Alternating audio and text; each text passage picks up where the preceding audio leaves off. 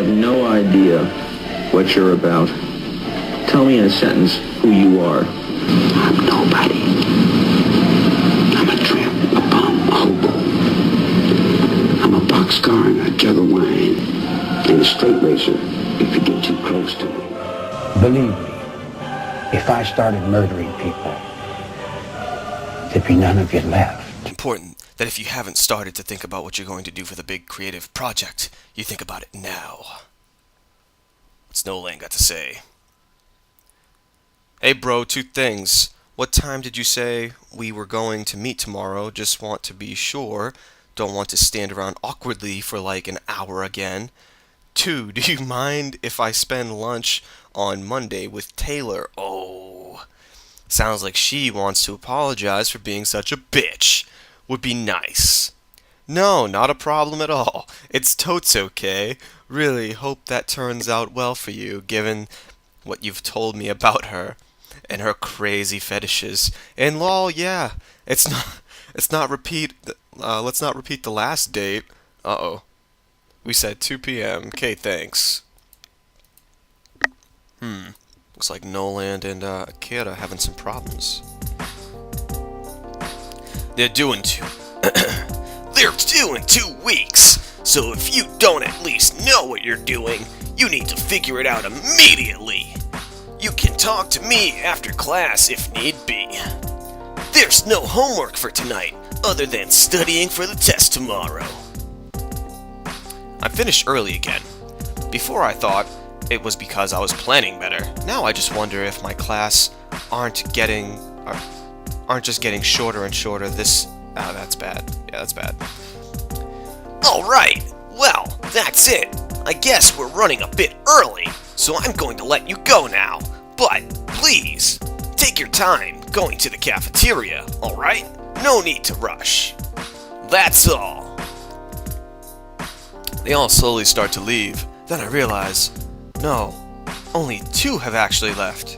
Everyone else is just milling about, kind of aimlessly. Oh, Akira has some new clothes. And,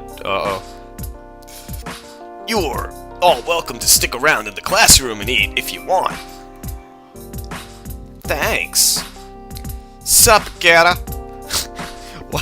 Why aren't you with your boyfriend? Ooh, he's with Taylor right now. Oh. I'm about to speak, but then I realize there's nothing I can say with honesty. I know exactly why he's not with Nolan, but I can hardly say that, can I? Yeah! I thought you were spending your lunches with Nolan! Well, he's apparently working things out with Taylor privately. No big deal. It's good they're making up. Oh, shit. Kendall! I'm sure it's fine. Better that she stops raging so hard over getting dumped, bro. Yeah, 'cause Taylor is totes the type for forgiving. Let me tell you, bro. I would not trust my girlfriend anywhere near her if I didn't want some sort of drama clusterfuck. Yeah, Kendall. Kendall! I'm sorry, you guys. She's not very cute when she's being inexplicably hostile towards friends. Ha, lol, friends. Come on, knock it off, really. It really is not endearing. Sorry. Come on, let's keep it civil here. It's not a big deal. People talk to their exes all the time. It's not something worth getting worked up over. Everyone turns awkwardly quiet, as I hope they realize I'm right. The conversation never returns, though. Kendall and Akira just turn to occasionally saying something quietly to the others. Charlotte frequently looks like she might have something to say, but then never actually does. Ariana sits on her own, her attention alternating between her computer and smiling cutely at me. I smile back, of course, but unable to think of anything to say. Everyone seems to be more paying attention to their computers than to each other in general. It's the most awkward sight I've ever seen from an ordinarily very social group. But before I can continue, I really should check those messages. Oh, what do we got? Let's see. Weren't you going to say something? To Mr. Rook, you asshat! Oh, right. Let me figure out how to actually say it. Oh, no. Akira, no. Akira Yamakamakaza. No. Still totally in love, in case anyone was wondering. Ariana, you're not being very subtle about this. There we go, I should be caught up enough now. Not for lack of trying, I guess I eat my lunch patiently, wondering if Akira's actually going to follow through on his plan to strike up conversation. Mercifully, he eventually does. Oh. Hey, sir. Uh-oh. I was wondering, have you ever read a novel called Digital Shinigami? What? It seems like it'd be up your alley. No, I don't think so. Who's it by? Riko Yamakazaka. What? Don't know if you've heard of her. Nope. Huh? Any relationship? Is she some distant cousin of yours? Nah, my grandmother actually. But she was a really big sci-fi writer in like the 1980s and actually is kind of cool. Wow, I never knew that. That's really cool. For reals, bro. Also, it's a lot like some of the stuff we were reading earlier this year. You mean Battle Royale? You don't say! I'll have to keep an eye out for it then. What's it about? Well, do you know anything about what a Shinigami is normally? I don't believe so, no.